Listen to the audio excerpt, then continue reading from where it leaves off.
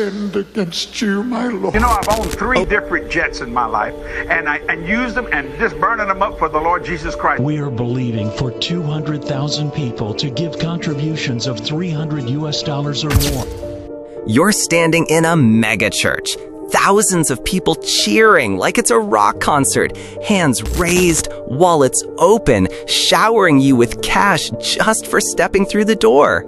You're living in a tax-free mansion, flying in a private jet worth $54 million, all paid for by your adoring followers.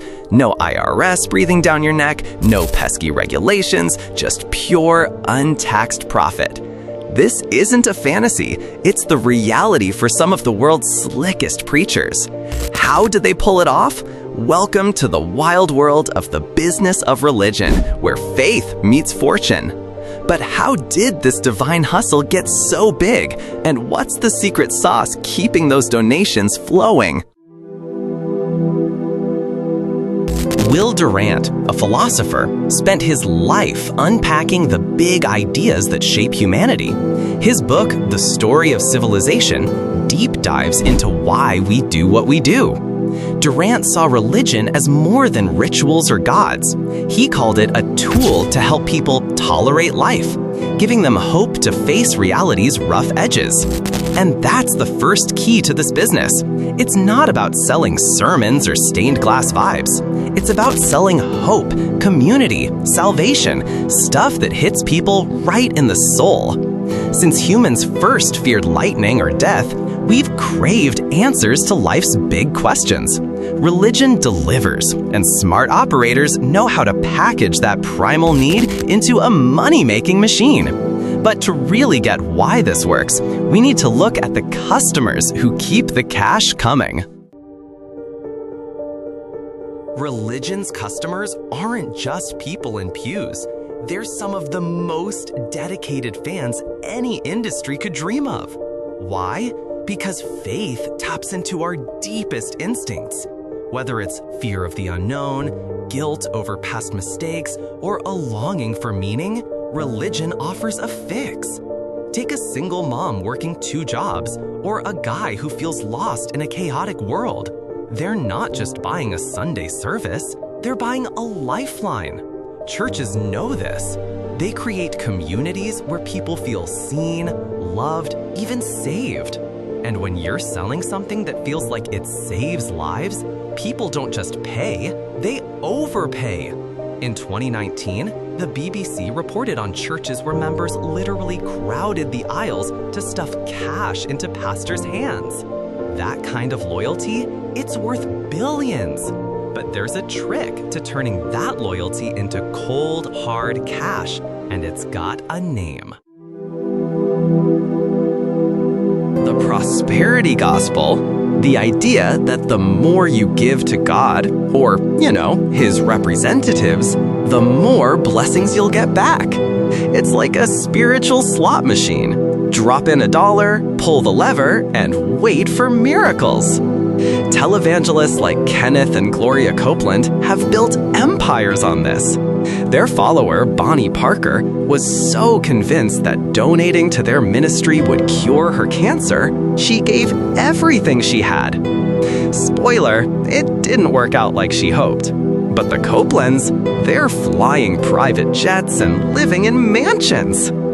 The prosperity gospel isn't new. It's been around since the 1950s. But it's a masterclass in marketing. Promise health, wealth, or miracles, and desperate people will empty their bank accounts. And the best part for preachers, the government makes it crazy easy to keep the profits. How? Let's talk about the sweetest deal in town. Here's where the business of religion gets absurdly good. In the US, churches operate under a golden umbrella called freedom of religion. The IRS barely touches them. No federal, state, local, or property taxes. None. Compare that to a small business owner sweating over every penny. But wait, it gets better. There's this thing called the parsonage allowance. Pastors can get a chunk of their income labeled as a housing allowance, and it's 100% tax-free. No cap, no limits, just whatever the fair market rental value of their home is. Want a $5 million mansion? No problem, it's tax-free.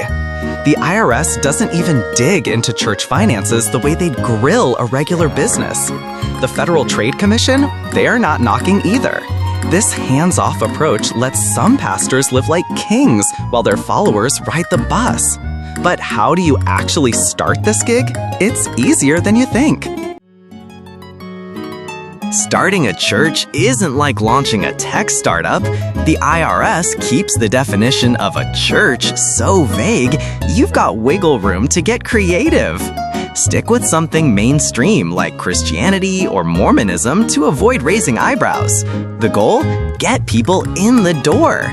You're not just a preacher, you're a divine hype man. Pack your sermons with emotion, hope, fear, redemption. Make people feel like they're part of something bigger. The BBC described pastors like Bishop Bailey who roll into church with entourages, getting cash pressed into their hands like rock stars. That's the vibe you're aiming for. Build a congregation, open new locations, and watch the donations stack up. But here's the catch. You've got to keep the act tight because one wrong move can bring it all crashing down. The top preacher profiteers know the game. Make bank, but don't flaunt it. Nothing kills the vibe faster than a pastor flexing a $10 million estate while their followers scrape by. The trick is to hide the wealth. Buy that mansion, sure, but tuck it in the woods, away from prying eyes. Use trusts and corporate entities to keep your name off property records. Get your staff to sign NDAs so tight they'd rather lose a limb than spill your financial secrets. Donate just enough to charity to look like a saint, say 10% of your take, but keep the real numbers locked away. The 2021 Advocate article exposed pastors justifying multi-million-dollar lifestyles by claiming it's God's will. But if you're too flashy, you'll attract critics, or worse, investigators. Look at Martin Shkreli. His greed made him a target. Stay low-key and you're untouchable. So, what's the end game for this divine hustle? Can I get an A?